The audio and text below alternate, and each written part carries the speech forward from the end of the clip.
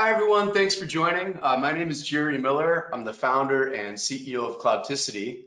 Since 2011, we have focused exclusively on helping healthcare organizations be successful on Amazon Web Services. Today, we're going to be talking about a healthcare data interoperability solution that we developed at Cloudticity over the past several years. These days, we're going to focus pretty specifically on its application toward helping solve the COVID-19 crisis.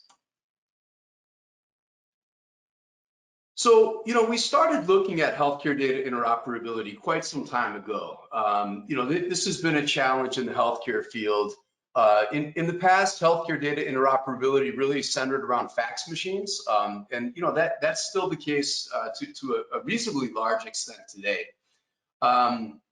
HIPAA kind of built, sort of the underpinnings of requiring data interoperability in the healthcare field. After 2008 and the economic crisis, the HITECH Act really codified that, through techniques such as meaningful use, which drove, the adoption of digitization of healthcare data.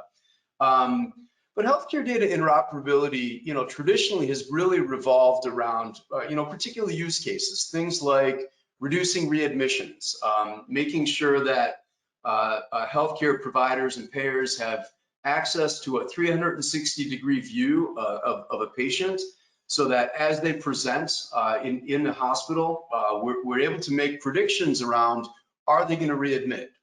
Knowing things like congestive heart failure is the #1 cause for readmissions, and using machine learning models based on large data sets pulled from multiple data sources to make accurate predictions around the likelihood of any one CHF patient's chances of readmission, and providing intervention strategies like assigning a caseworker on admit versus discharge, which can have dramatic impacts on reducing readmissions.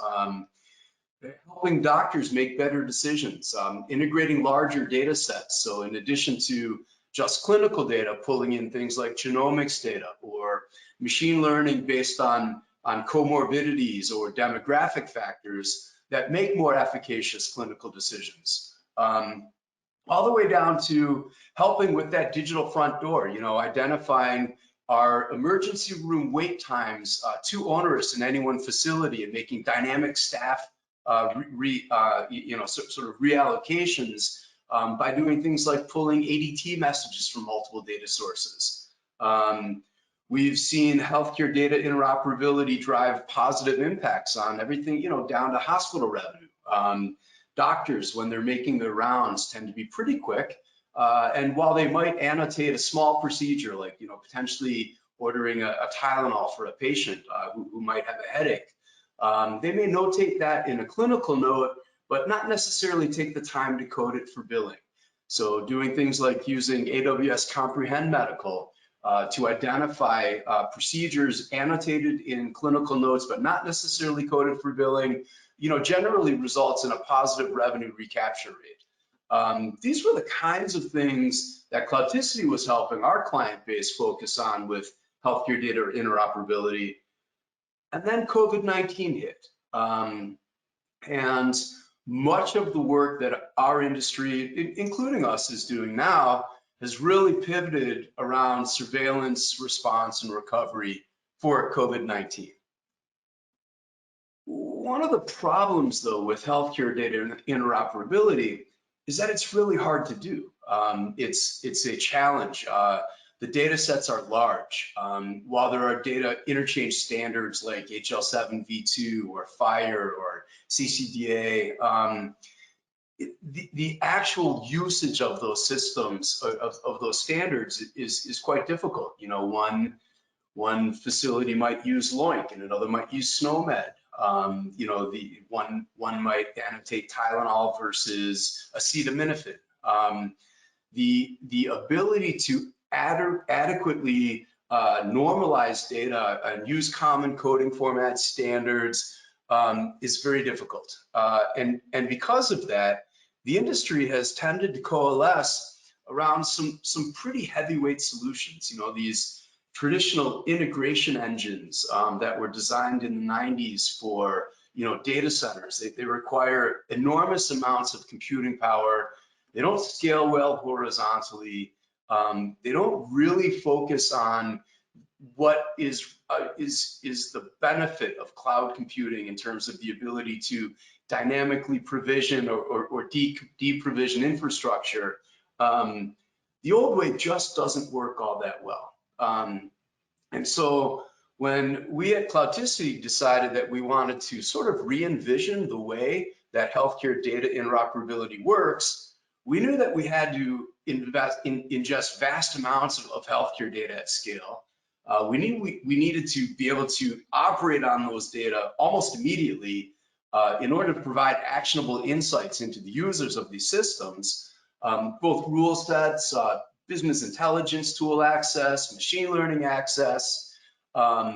We knew that the traditional ways didn't work. And we knew that we needed to focus on all of the traditional things still, like security and availability and performance, couldn't cost an arm and a leg. So that's where we started when we thought about re-envisioning healthcare data interoperability. And what came out of that was the Cloudticity Healthcare Data Hub, which is a 100% AWS native healthcare interop solution.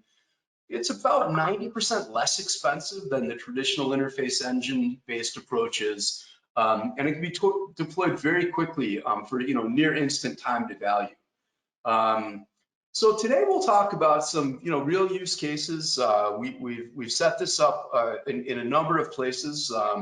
We'll focus on the COVID response in some of the hardest hit states in the U.S. Where we were able to stand up environments in a matter of hours, not even days or weeks or months, hours. And we've been able to very quickly help states drive real-time COVID-19 responses to real patients, that's driving policy as well as clinical decisions through the Cloudticity Healthcare Data Hub managed data lake. So what we're doing is pulling in a wide variety of clinical and demographic data from a wide variety of sources, providers and labs, health information exchanges, direct connections to EHR systems, into the data lake to drive real-time reporting and analytics, as well as advanced analytics based on heuristics, complex rule sets, all the way up into some hyper advanced machine learning and artificial intelligence models. So the architecture is pretty standard AWS native. We provide ingestion data points both through APIs expressed through the AWS API Gateway, as well as SFTP site that we use with the AWS Transfer Service. As data are ingested, we do things like translate HL7 v2 or CCDA, FHIR or custom data formats, could be a CSV file or a pipe delimited file. Pull that into Lambda, where we normalize the data into JSON. During those Lambda calls, we've got points of intersection where we can do things like external MPI lookups so that we can do patient matching in real time on ingestion. We can handle thousands of messages per second. Those get pushed into Kinesis Firehose once they've been converted into JSON in the Lambda functions. We can persist the raw messages in S3 if we want for archival or historical purposes. But the really interesting part happens when Firehose transcribes those messages into Parquet data format and stores them into an Apache Hive store on AWS S3. We use the Amazon Glue to catalog it and build a schema, which we can expose to external tools like Athena for real-time queries using Presto, a SQL-like syntax, tools like QuickSight for data visualizations, SageMaker for building, training, and operating machine learning models that we can do execute real-time predictions on. As well as external data sources. We can expose the data through ODBC or JDBC endpoints so that consumers that use Tableau, for example, also have access to the data. So as a result, what we're finding is that our clients, the healthcare systems and the state agencies and the health information exchanges are able to discover through data science things like comorbidities. What other factors are affecting a COVID-19 patient's chances for recovery?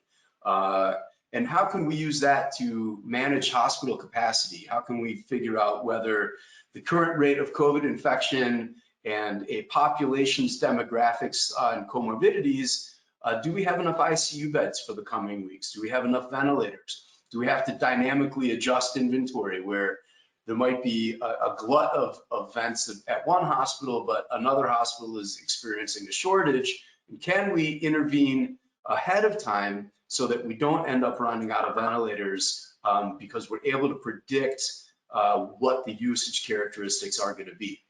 We're feeding contact tracing programs. Some of the largest contact tracing programs that have ever taken place in the United States are being driven, through the healthcare data hub. We're integrating things like genomics information to identify predispositions toward either good or bad outcomes of COVID-19 infections, social determinants, patient trends, recovery planning, and policy decisions based on risk profiles. All are possible when we pull data from a variety of sources and make those data available to smart people making smart decisions. What we've seen is that there are a wide variety of consumers of these data. We're seeing a lot of political use. So governors need to make policy decisions that balance the economic devastation, of a quarantine with the need to keep people healthy. And so being able to make data-based decisions around judicious reopening of economies that don't put people and populations at risk is really critical. At the same time, public health departments need summaries and information, dashboards. They need to be able to identify potential swells or paths of reinfection to make as localized of a decision as possible without affecting wide swaths of the population in ways that may not necessarily be necessary. Physicians and hospitals need to make decisions around clinical responses, around inventory and allocation responses of scarce resources. Epidemiologists need to be able to derive information and make smart future predictions around population management, around comorbidities. All of these types of understanding and reporting are available when you're able to aggregate data from a wide variety of sources that has direct impact on COVID-19 populations. So what does it look like? What's the process? Much of the precursors to standing up a data lake to manage a pandemic like COVID-19 are policy and not technology related.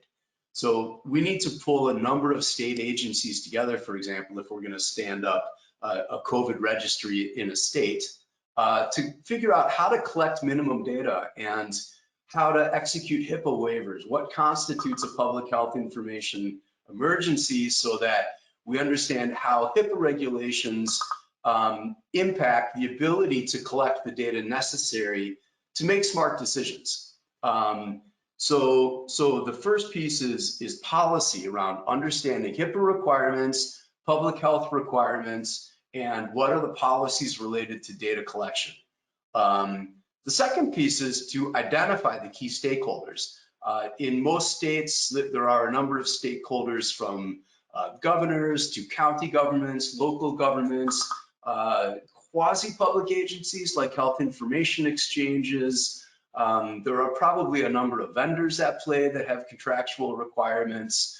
All of these need to be identified and brought into the mix so that all of the stakeholders are at the table as policy decisions are being made.